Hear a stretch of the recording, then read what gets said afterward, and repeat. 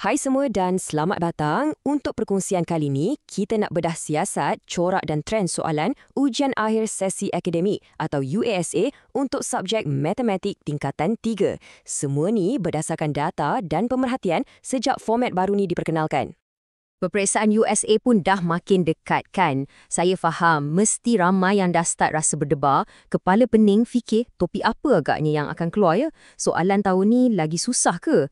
Jangan risau, anda dah berada di tempat yang betul. Okey, jom kita terus ke isinya. Lepas kita dah analisis kertas-kertas soalan yang lepas, trend paling besar yang kita jumpa bukanlah perubahan yang drastik, tapi sebaliknya, konsistensi. Ya, betul. Corak peperiksaan ni sebenarnya sangat stabil dan ni berita yang sangat baik untuk persediaan anda semua. Jadi, konsisten dari segi apa? Pertama sekali ialah dari segi struktur kertas peperiksaan tu sendiri. Sejak ia dimulakan, format dia langsung tak berubah. Jom kita tengok pecahannya. Macam yang korang boleh nampak, kertas matematik ni ada 3 bahagian. Bahagian A, 20 markah dengan 20 soalan objektif. Satu soalan, 1 markah. Bahagian B, 20 markah juga, tapi dengan soalan respons terhad. Dan yang paling penting, tengok bahagian C, 60 markah. Majoriti markah datang dari sini. Apa yang menarik kat sini ialah beza kemahiran yang diuji. Fikirkan macam ni. Bahagian itu macam sesi warm-up. Dia uji pemahaman asas, konsep yang direct. Korang faham? Korang boleh jawab. Tapi bahagian C, ini main event dia. Inilah gelanggang untuk soalan-soalan kibat, soalan yang memerlukan korang berfikir di luar kotak dan tunjukkan jalan kerja yang lengkap. Baik, selain format, ada satu lagi benda yang sangat konsisten. Dan yang ni mungkin yang paling penting sekali, iaitu topik-topik yang diuji. Ada beberapa topik panas atau hot topics yang boleh kata hampir pasti akan muncul dalam kertas peperiksaan setiap tahun. Dan topik wajib keluar yang pertama, tak syak lagi, ialah indeks. Topik ni memang favourite betul dalam USA, kekerapan dia keluar tu sangat tinggi. Soalan dia macam mana? Okey, untuk bahagian A dan B, selalunya soalan yang lebih asas, macam guna hukum indeks untuk pemudahkan ungkapan. Tapi, bila masuk je bahagian C, bersedialah. Soalannya akan jadi lebih kepada penyelesaian masalah yang lebih kompleks, macam selesaikan persamaan indeks.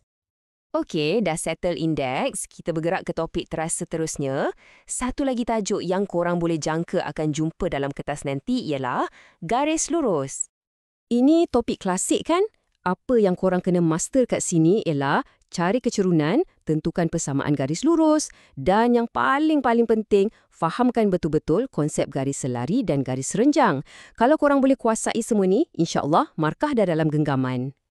Sekarang, jom kita fokus balik pada bahagian C. Ingat tak, bahagian ni menyumbang 60% markah. Agak-agak, topik mana yang jadi pilihan utama untuk soalan kibat? Jawapannya, matematik pengguna. Dan slide ini tunjukkan dengan jelas kenapa topik ni sangat penting. Sebab ia menguji aplikasi dunia sebenar. Korang akan jumpa soalan pasal faedah simpanan, pasal pelaburan, hutang kad kredit dan juga cara nak kira ansuran pinjaman. Ini bukan lagi teori semata-mata, ini adalah kemahiran hidup. Okey, jangan lupakan topik ni, dia ni macam markah bonus lah, terutamanya untuk bahagian A, di mana korang boleh kutip markah dengan mudah. Topik itu ialah bentuk piawai. Soalan dia selalunya sangat straightforward dan berulang. Biasanya sama ada dia suruh tukar nombor biasa ke bentuk piawai atau sebaliknya. Lepas tu adalah sikit-sikit operasi tambah, tolak, darab, bahagi. Ini markah mudah, jadi jangan lepaskan ya. Mari kita beralih ke bahagian geometri pula. Apa yang unik tentang topik-topik geometri ni ialah ia jarang keluar satu-satu. Sebaliknya, ia sering digabungkan atau dikahwinkan dalam satu soalan besar, terutamanya di bahagian C.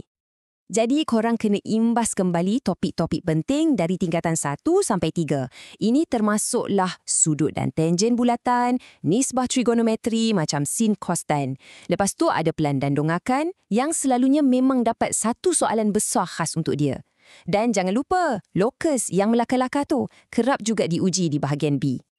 Okey, kita dah tahu coraknya. Kita pun dah kenal pasti topik-topik penting. Sekarang, soalan yang paling utama. Macam mana kita nak gunakan semua maklumat ni untuk belajar dengan lebih bijak dan lebih berkesan? Jom kita ringkaskan dalam satu plan tindakan 3 langkah yang mudah. Langkah pertama, kenali format. Fahamkan apa yang setiap bahagian perlukan. Langkah kedua, kuasai topik teras. Beri tumpuan lebih kepada indeks, garis lurus dan matematik pengguna. Dan langkah ketiga, latih soalan kebat. Perbanyakkan latihan soalan penyelesaian masalah untuk bahagian C. Dan ini membawa kita kepada satu rumusan yang sangat penting. Ingat, kejayaan dalam peperiksaan bukan pasal cuba hafal setiap bab. Mustahil. Tapi ia adalah tentang belajar secara strategik dan fokus kepada perkara yang paling penting. Itulah bezanya.